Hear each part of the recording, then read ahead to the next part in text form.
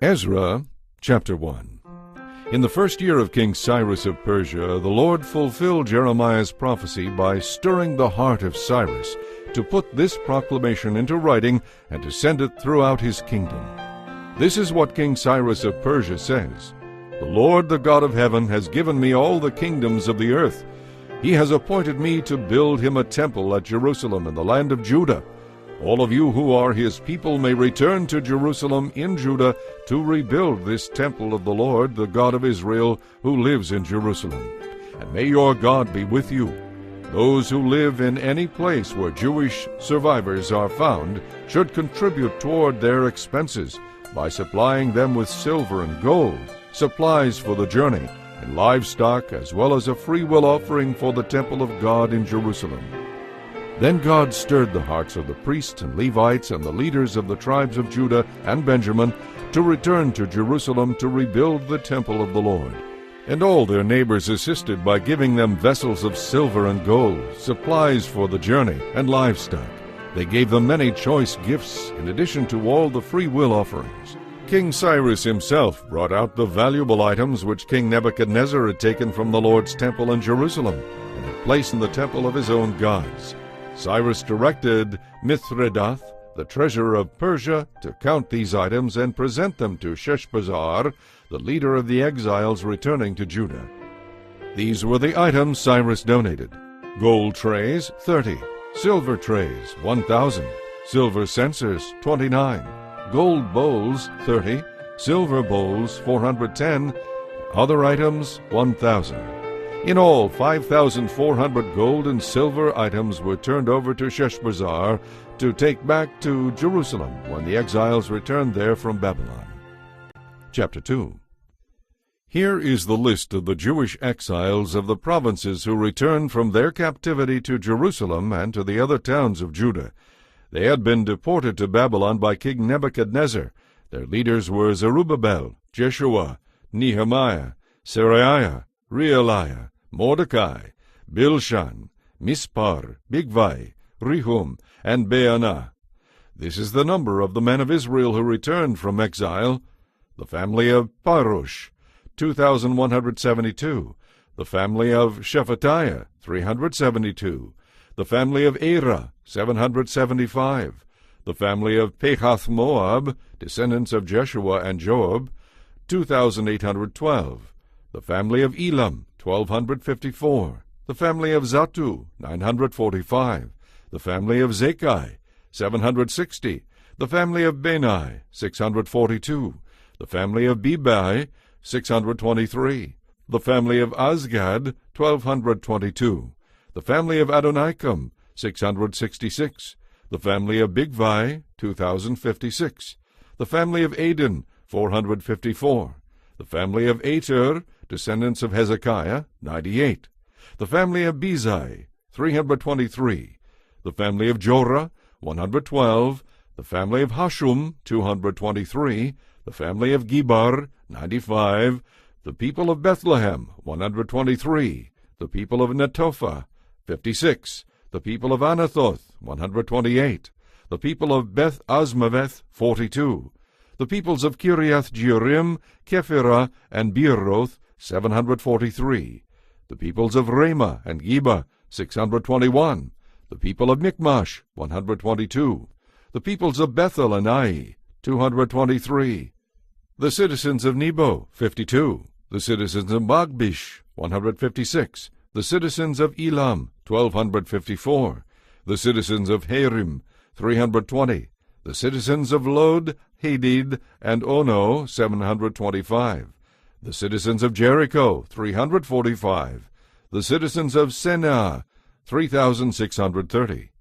These are the priests who returned from exile: the family of Jedaiah, through the line of Jeshua, 973, the family of Immer, 1,052, the family of Pashur, 1,247, the family of Harim, 1,017. These are the Levites who returned from exile: the families of Jeshua and Kadmiel, descendants of Hodaviah, 74. The singers of the family of Asaph, 128. The gatekeepers of the families of Shalom, Ater, Talmon, Akub, Hatita, and Shobai, 139. The descendants of the following temple servants returned from exile: Zicha, Hashupha, Tabeoth, Kiros, Saiacha, Pedon, Lebana, Hegaba, Akub, Hegab, Shalmai, Hanan, Gidel, Gehar, Reaiah, Rezin, Nikoda, Gazam, Uzzah, Pasea, Besai, Aznah, Meonim, Nephuzim, Bakbuk, Hakufa, Harhur, Bazluth, Mehida, Harsha, Barkos, Sisera, Tima, Niziah, and Hatifa. The descendants of these servants of King Solomon returned from exile: Sotai, Sophereth, Peruda, Jaala, Darkon, Gidel, Shephatiah, Hatil, Pokereth, Hazabaim, and Amai. In all, the temple servants and the descendants of Solomon's servants numbered 392. Another group returned to Jerusalem at this time from the towns of Tel Melah, Tel Harsha, Kerub, Adan, and Immer. However, they could not prove that they or their families were descendants of Israel. This group consisted of the families of Delaiah, Tobiah, and Nekoda, a total of 652 people. 3 families of priests, Hobaiah, Hakoz, and Barzillai, also returned to Jerusalem. This Barzillai had married a woman who was a descendant of Barzillai of Gilead, and he had taken her family name. But they had lost their genealogical records, so they were not allowed to serve as priests. The governor would not even let them eat the priest's share of food from the sacrifices until there was a priest who could consult the Lord about the matter by means of sacred lots. So a total of 42,360 people returned to Judah, in addition to 7,337 servants and 200 singers, both men and women. They took with them 736 horses, 245 mules, 435 camels, and 6,720 donkeys. When they arrived at the temple of the Lord in Jerusalem, some of the family leaders gave generously toward the rebuilding of God's temple on its original site, and each leader gave as much as he could. The total of their gifts came to 61,000 gold coins, 6,250 pounds of silver, and 100 robes for the priests.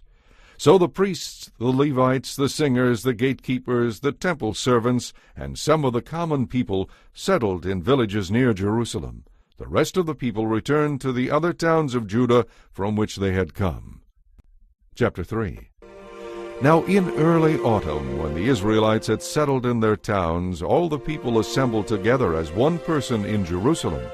Then Jeshua son of Jehozadak, with his fellow priests, and Zerubbabel son of Shealtiel, with his family, began to rebuild the altar of the God of Israel, so they could sacrifice burnt offerings on it, as instructed in the law of Moses, the man of God. Even though the people were afraid of the local residents, they rebuilt the altar at its old site. Then they immediately began to sacrifice burnt offerings on the altar to the Lord. They did this each morning and evening. They celebrated the festival of shelters as prescribed in the law of Moses, sacrificing the burnt offerings specified for each day of the festival. They also offered the regular burnt offerings and the offerings required for the new moon celebrations and the other annual festivals to the Lord. Free will offerings were also sacrificed to the Lord by the people. 15 days before the festival of shelters began, the priests had begun to sacrifice burnt offerings to the Lord. This was also before they had started to lay the foundation of the Lord's temple. Then they hired masons and carpenters and bought cedar logs from the people of Tyre and Sidon, paying them with food, wine, and olive oil. The logs were brought down from the Lebanon mountains and floated along the coast of the Mediterranean Sea to Joppa, for King Cyrus had given permission for this. The construction of the temple of God began in mid-spring, during the second year after they arrived in Jerusalem. The workforce was made up of everyone who had returned from exile, including Zerubbabel son of Shealtiel, Jeshua son of Jehozadak, and his fellow priests, and all the Levites. The Levites who were 20 years old or older were put in charge of rebuilding the Lord's temple. The workers at the temple of God were supervised by Jeshua with his sons and relatives, and Kadmiel and his sons, all descendants of Hodaviah. They were helped in this task by the Levites of the family of Henadad. When the builders completed the foundation of the Lord's temple, the priests put on their robes and took their places to blow their trumpets. And the Levites, descendants of Asaph, clashed their cymbals to praise the Lord, just as King David had prescribed. With praise and thanks they sang this song to the Lord. He is so good. His faithful love for Israel endures forever. Then all the people gave a great shout, praising the Lord, because the foundation of the Lord's temple had been laid. Many of the older priests, Levites, and other leaders remembered the first temple, and they wept aloud when they saw the new temple's foundation. The others, however, were shouting for joy. The joyful shouting and weeping mingled together in a loud commotion that could be heard far in the distance. Chapter 4. The enemies of Judah and Benjamin heard that the exiles were rebuilding a temple to the Lord, the God of Israel. So they approached Zerubbabel and the other leaders and said, "Let us build with you, for we worship your God just as you do. We have sacrificed to him ever since King Esarhaddon of Assyria brought us here." But Zerubbabel, Jeshua, and the other leaders of Israel replied, "You may have no part in this work, for we have nothing in common. We alone will rebuild the temple for the Lord, the God of Israel, just as King Cyrus of Persia commanded us." Then the local residents tried to discourage and frighten the people of Judah to keep them from their work. They bribed agents to work against them and to frustrate their aims. This went on during the entire reign of King Cyrus of Persia and lasted until King Darius of Persia took the throne. Years later, when Xerxes began his reign, the enemies of Judah wrote him a letter of accusation against the people of Judah and Jerusalem. And even later, during the reign of King Artaxerxes of Persia, the enemies of Judah, led by Bishlam, Mithredath, and Tabeel, sent a letter to Artaxerxes in the Aramaic language, and it was translated for the king. Rehum the governor and Shimshai the court secretary wrote the letter, telling King Artaxerxes about the situation in Jerusalem. They greeted the king for all their colleagues, the judges and local leaders, the people of Tarpel, the Persians, the Babylonians, and the people of Erech and Susa, that is Elam. They also sent greetings from the rest of the people whom the great and noble Ashurbanipal had deported and relocated in Samaria and throughout the neighboring lands of the province west of the Euphrates River. This is a copy of the letter they sent him. To Artaxerxes, from your loyal subjects in the province west of the Euphrates River. Please be informed that the Jews who came here to Jerusalem from Babylon are rebuilding this rebellious and evil city.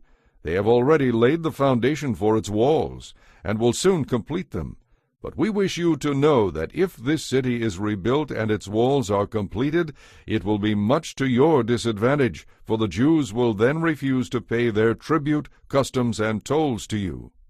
Since we are loyal to you as your subjects, and we do not want to see you dishonored in this way, we have sent you this information. We suggest you search your ancestors' records, where you will discover what a rebellious city this has been in the past. In fact, it was destroyed because of its long history of sedition against the kings and countries who attempted to control it. We declare that if this city is rebuilt and its walls are completed, the province west of the Euphrates River will be lost to you." Then Artaxerxes made this reply. To Rehum the governor, Shimshai the court secretary, and their colleagues living in Samaria and throughout the province west of the Euphrates River. Greetings. The letter you sent has been translated and read to me. I have ordered a search to be made of the records, and have indeed found that Jerusalem has in times past been a hotbed of insurrection against many kings. In fact, rebellion and sedition are normal there. Powerful kings have ruled over Jerusalem and the entire province west of the Euphrates River, and have received vast tribute, customs, and tolls. Therefore issue orders to have these people stop their work. That city must not be rebuilt except at my express command.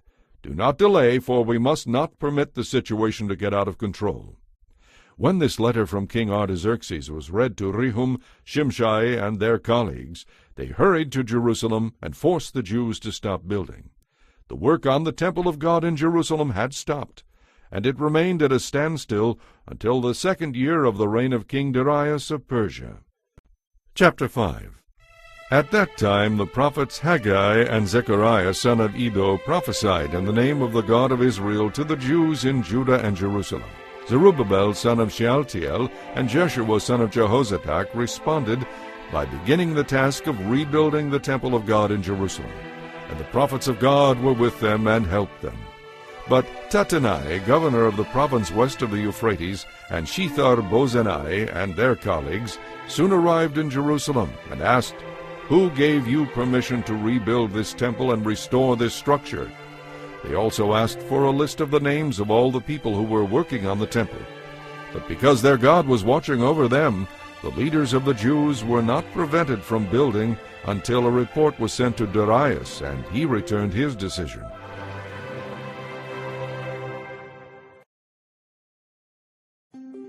This is the letter that Tattenai, the governor, Shethar-bozenai, and the other officials of the province west of the Euphrates River sent to King Darius.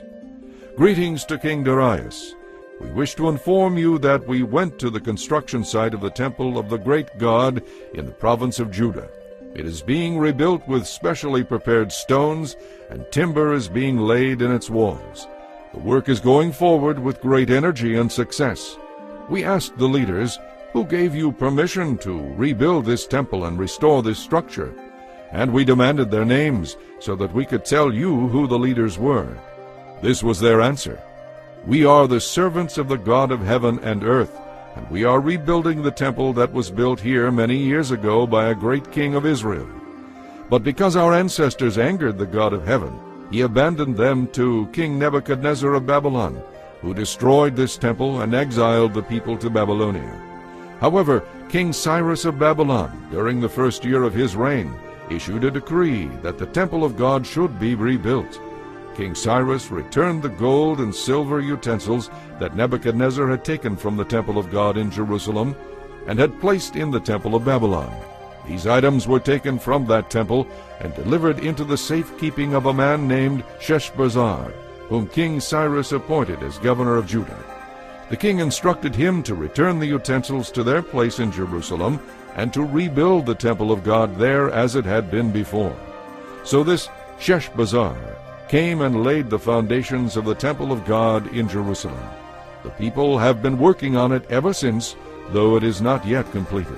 So now, if it pleases the king, we request that you search in the royal archives of Babylon to discover whether King Cyrus ever issued a decree to rebuild God's temple in Jerusalem, and then let the king send us his decision in this matter."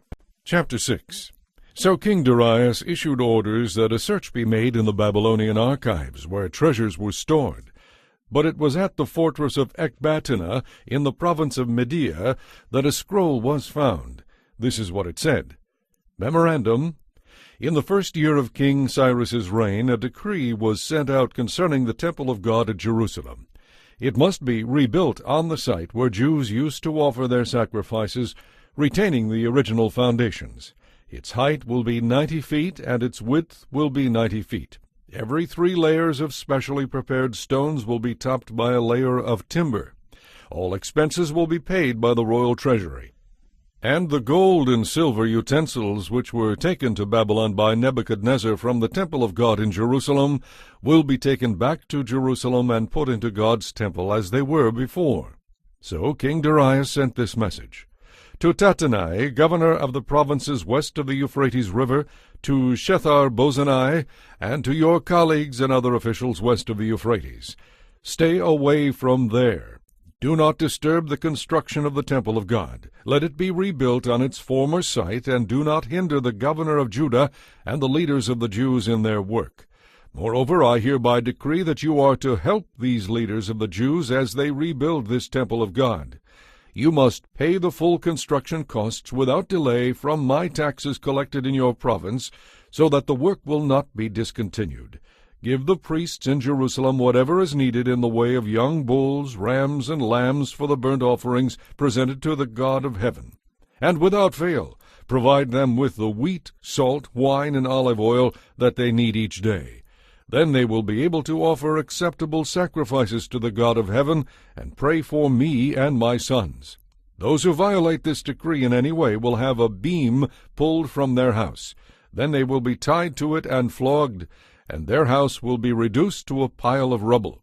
May the God who has chosen the city of Jerusalem as the place to honor his name destroy any king or nation that violates this command and destroys this temple. I, Darius, have issued this decree. Let it be obeyed with all diligence.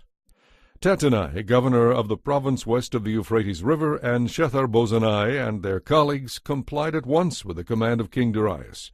So the Jewish leaders continued their work, and they were greatly encouraged by the preaching of the prophets Haggai and Zechariah son of Iddo. The temple was finally finished, as had been commanded by the God of Israel, and decreed by Cyrus, Darius, and Artaxerxes, the kings of Persia. The temple was completed on March 12th, during the 6th year of King Darius's reign. The temple of God was then dedicated with great joy by the people of Israel, the priests, the Levites, and the rest of the people who had returned from exile. During the dedication ceremony for the temple of God, 100 young bulls, 200 rams, and 400 lambs were sacrificed, and 12 male goats were presented as a sin offering for the 12 tribes of Israel. Then the priests and Levites were divided into their various divisions to serve at the temple of God in Jerusalem, following all the instructions recorded in the book of Moses. On April 21st, the returned exiles celebrated Passover. The priests and Levites had purified themselves and were ceremonially clean, so they slaughtered the Passover lamb for all the returned exiles, for the other priests, and for themselves. The Passover meal was eaten by the people of Israel who had returned from exile, and by the others in the land who had turned from their immoral customs to worship the Lord, the God of Israel. They ate the Passover meal and celebrated the festival of unleavened bread for 7 days. There was great joy throughout the land because the Lord had changed the attitude of the king of Assyria toward them, so that he helped them to rebuild the temple of God, the God of Israel. Chapter 7. Many years later, during the reign of King Artaxerxes of Persia, there was a man named Ezra. He was the son of Seraiah, son of Azariah, son of Hilkiah, son of Shallum, son of Zadok, son of Ahitub, son of Amariah, son of Azariah, son of Meraioth, son of Zerahiah, son of Uzai, son of Bukai, son of Abishua, son of Phinehas, son of Eleazar, son of Aaron the high priest. This Ezra was a scribe, well versed in the law of Moses, which the Lord, the God of Israel, had given to the people of Israel. He came up to Jerusalem from Babylon, and the king gave him everything he asked for, because the gracious hand of the Lord his God was on him. Some of the people of Israel, as well as some of the priests, Levites, singers, gatekeepers, and temple servants, traveled up to Jerusalem with him in the 7th year of King Artaxerxes' reign. Ezra arrived in Jerusalem in August of that year. He had left Babylon on April 8th and came to Jerusalem on August 4th, for the gracious hand of his God was on him.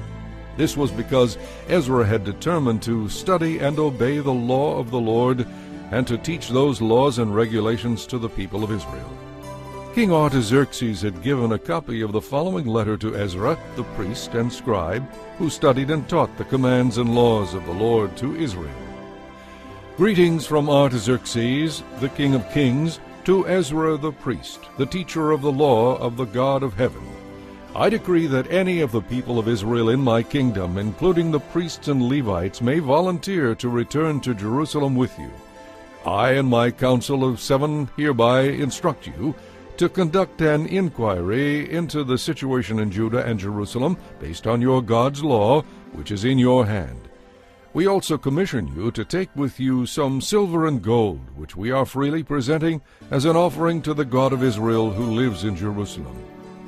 Moreover, you are to take any silver and gold which you may obtain from the province of Babylon, as well as the freewill offerings of the people and the priests that are presented for the temple of their God in Jerusalem. These donations are to be used specifically for the purchase of bulls, rams, lambs, and the appropriate grain offerings and drink offerings, all of which will be offered on the altar of the temple of your God in Jerusalem. Any money that is left over may be used in whatever way you and your colleagues feel is the will of your God. But as for the utensils we are entrusting to you for the service of the temple of your God, deliver them in full to the God of Jerusalem. If you run short of money for anything necessary for your God's temple, or for any similar needs, you may requisition funds from the royal treasury. I, Artaxerxes the king, hereby send this decree to all the treasurers in the province west of the Euphrates River. You are to give Ezra whatever he requests of you, for he is a priest and teacher of the law of the God of heaven. You are to give him up to 7,500 pounds of silver, 500 bushels of wheat, 550 gallons of wine, 550 gallons of olive oil, and an unlimited supply of salt. Be careful to provide whatever the God of heaven demands for his temple, for why should we risk bringing God's anger against the realm of the king and his sons? I also decree that no priest, Levite, singer, gatekeeper, temple servant, or other worker in this temple of God will be required to pay taxes of any kind. And you, Ezra, are to use the wisdom God has given you to appoint magistrates and judges who know your God's laws to govern all the people in the province west of the Euphrates River. If the people are not familiar with those laws, you must teach them. Anyone who refuses to obey the law of your God and the law of the king will be punished immediately by death, banishment, confiscation of goods, or imprisonment. Praise the Lord, the God of our ancestors, who made the king want to beautify the temple of the Lord in Jerusalem, and praise him for demonstrating such unfailing love to me by honoring me before the king, his council, and all his mighty princes. I felt encouraged because the gracious hand of the Lord my God was on me, and I gathered some of the leaders of Israel to return with me to Jerusalem. Chapter 8.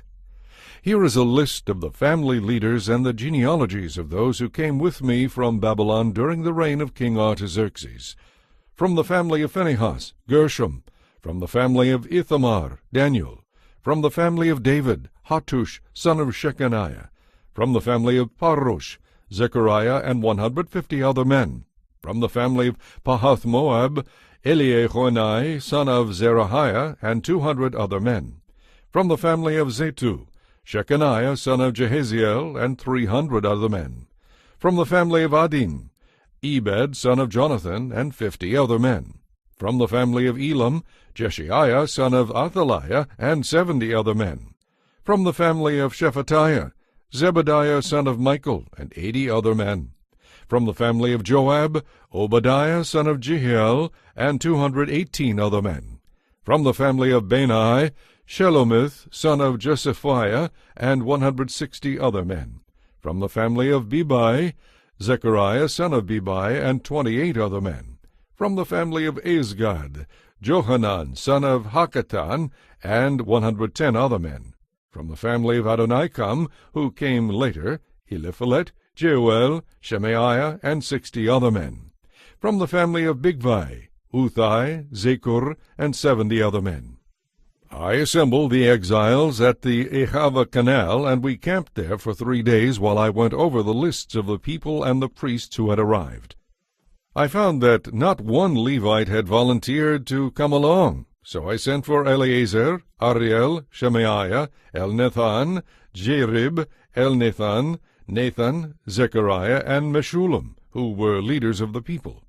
I also sent for Joarib and Elnathan, who were very wise men. I sent them to Iddo, the leader of the Levites at Casaphia, to ask him and his relatives and the temple servants to send us ministers for the temple of God at Jerusalem. Since the gracious hand of our God was on us, they sent us a man named Sherebiah, along with 18 of his sons and brothers. He was a very astute man and a descendant of Malai, who was a descendant of Levi, son of Israel. They also sent Hashabiah, together with Jeshaiah, from the descendants of Merari, and 20 of his sons and brothers, and 220 temple servants. The temple servants were assistants to the Levites, a group of temple workers first instituted by King David. They were all listed by name. And there, by the Ahava Canal, I gave orders for all of us to fast and humble ourselves before our God. we prayed that he would give us a safe journey and protect us, our children, and our goods as we traveled. For I was ashamed to ask the king for soldiers and horsemen to accompany us and protect us from enemies along the way. After all, we had told the king, "Our God protects all those who worship him, but his fierce anger rages against those who abandon him." So we fasted and earnestly prayed that our God would take care of us, and he heard our prayer. I appointed 12 leaders of the priests, Sherebiah, Hashabiah, and 10 other priests, to be in charge of transporting the silver, the gold bowls, and the other items that the king, his council, his leaders, and the people of Israel had presented for the temple of God. I weighed the treasure as I gave it to them, and found the totals to be as follows: 24 tons of silver, 7,500 pounds of silver utensils, 7,500 pounds of gold, 20 gold bowls, equal in value to 1,000 gold coins, 2 fine articles of polished bronze, as precious as gold. And I said to these priests, "You and these treasures have been set apart as holy to the Lord. This silver and gold is a free will offering to the Lord, the God of our ancestors. Guard these treasures well until you present them, without an ounce lost, to the leading priests, the Levites, and the leaders of Israel at the storerooms of the Lord's temple in Jerusalem." So the priests and the Levites accepted the task of transporting these treasures to the temple of our God in Jerusalem. We broke camp at the Ahava Canal on April 19th and started off to Jerusalem. And the gracious hand of our God protected us and saved us from enemies and bandits along the way. So at last we arrived safely in Jerusalem, where we rested for 3 days. On the 4th day after our arrival, the silver, gold, and other valuables were weighed at the temple of our God and entrusted to Meremoth, son of Uriah the priest, and to Eleazar, son of Phinehas, along with Jozabad, son of Jeshua, and Noadiah, son of Binnui, both of whom were Levites. Everything was accounted for by number and weight, and the total weight was officially recorded. Then the exiles who had returned from captivity sacrificed burnt offerings to the God of Israel. They presented 12 oxen for the people of Israel, as well as 96 rams and 77 lambs. They also offered 12 goats as a sin offering. All this was given as a burnt offering to the Lord. The king's decrees were delivered to his lieutenants and the governors of the province west of the Euphrates River, who then cooperated by supporting the people and the temple of God. Chapter 9. But then the Jewish leaders came to me and said, "Many of the people of Israel, and even some of the priests and Levites, have not kept themselves separate from the other peoples living in the land. They have taken up the detestable practices of the Canaanites, Hittites, Perizzites, Jebusites, Ammonites, Moabites, Egyptians, and Amorites. For the men of Israel have married women from these people, and have taken them as wives for their sons. So the holy race has become polluted by these mixed marriages. To make matters worse, the officials and leaders are some of the worst offenders." When I heard this, I tore my clothing, pulled hair from my head and beard, and sat down utterly shocked. Then all who trembled at the words of the God of Israel came and sat with me because of this unfaithfulness of his people. And I sat there utterly appalled until the time of the evening sacrifice. At the time of the sacrifice, I stood up from where I had sat in mourning with my clothes torn. I fell to my knees, lifted my hands to the Lord my God. I prayed, "O my God, I am utterly ashamed. I blush to lift up my face to you, for our sins are piled higher than our heads, and our guilt has reached to the heavens. Our whole history has been one of great sin. That is why we and our kings and our priests have been at the mercy of the pagan kings of the land. We have been killed, captured, robbed, and disgraced, just as we are today. But now we have been given a brief moment of grace, for the Lord our God has allowed a few of us to survive as a remnant. He has given us security in this holy place. Our God has brightened our eyes and granted us some relief from our slavery. For we were slaves, but in his unfailing love our God did not abandon us in our slavery. Instead, he caused the kings of Persia to treat us favorably. He revived us so that we were able to rebuild the temple of our God and repair its ruins. He has given us a protective wall in Judah and Jerusalem. And now, O our God, what can we say after all this? For once again we have ignored your commands. Your servants the prophets warned us that the land we would possess was totally defiled by the detestable practices of the people living there. From one end to the other, the land is filled with corruption.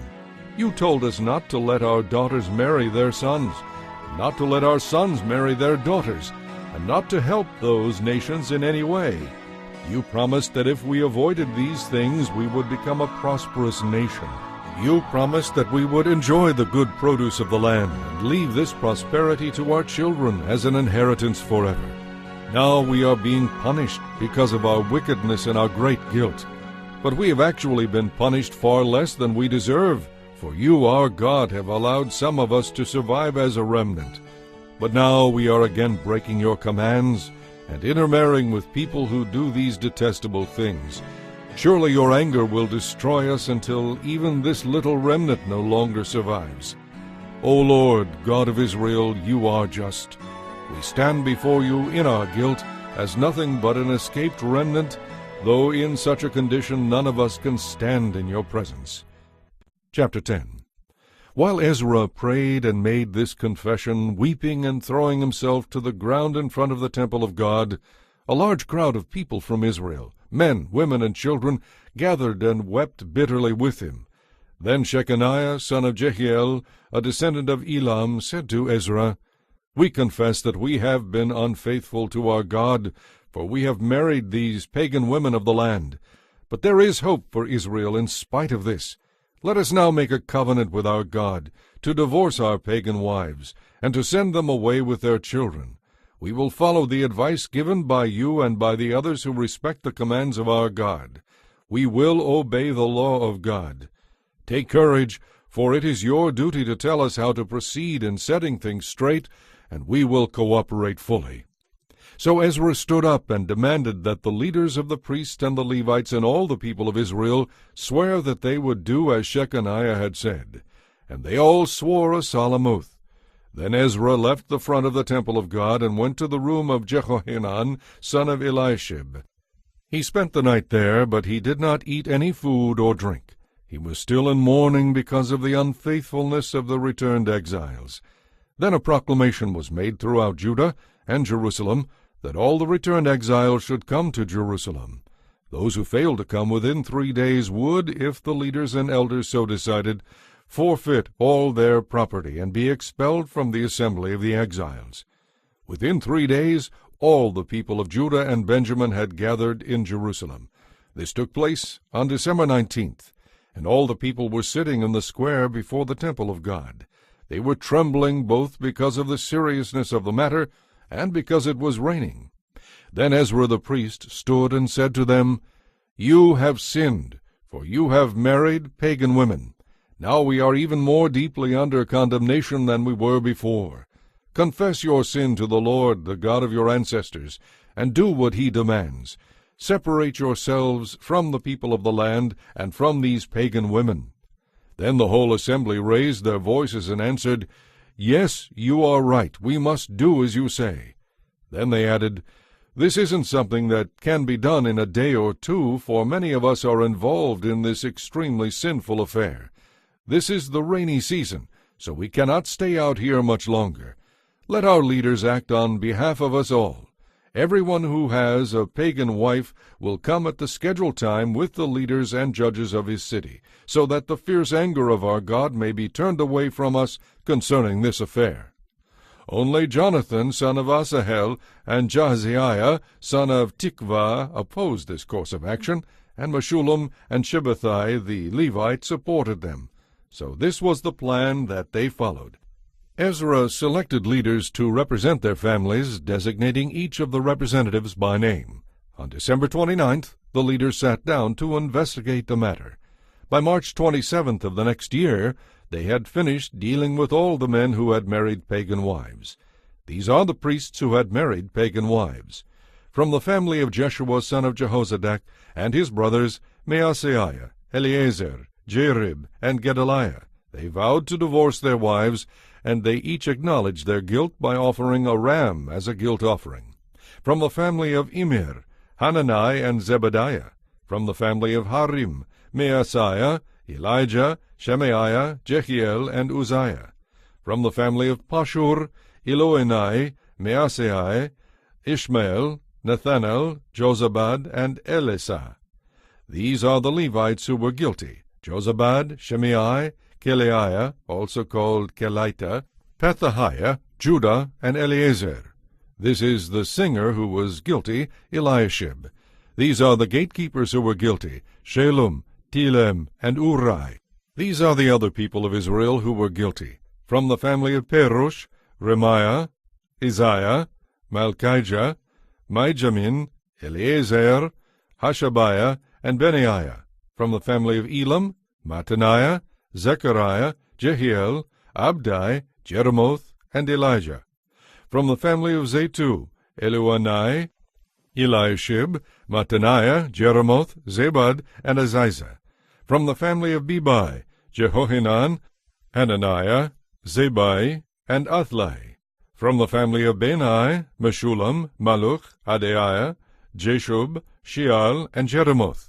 From the family of Pahath-Moab, Adnah, Kilal, Benaiah, Maaseiah, Mattaniah, Bezalel, Binuai, and Manasseh. From the family of Harum, Eleazar, Ishijah, Malchijah, Shemaiah, Shimeon, Benjamin, Maluch, and Shemariah. From the family of Hashum, Mattanai, Mattatah, Zabad, Eliphelet, Jeremiah, Manasseh, and Shimei. From the family of Benai, Maadai, Amram, Uel, Benaiah, Bediah, Keluhai, Venaiah, Meremoth, Eliashib, Mattaniah, Mattanai, and Jeashu. From the family of Binuai, Shimei, Shelemiah, Nathan, Adaiah, Machnadabai, Sheshai, Sherai, Azarel, Shelemiah, Shemariah, Shallum, Amariah, and Joseph. From the family of Nebo, Jael, Mattathiah, Zabad, Zebina, Jadai, Joel, and Benaiah. Each of these men had a pagan wife, and some even had children by these wives.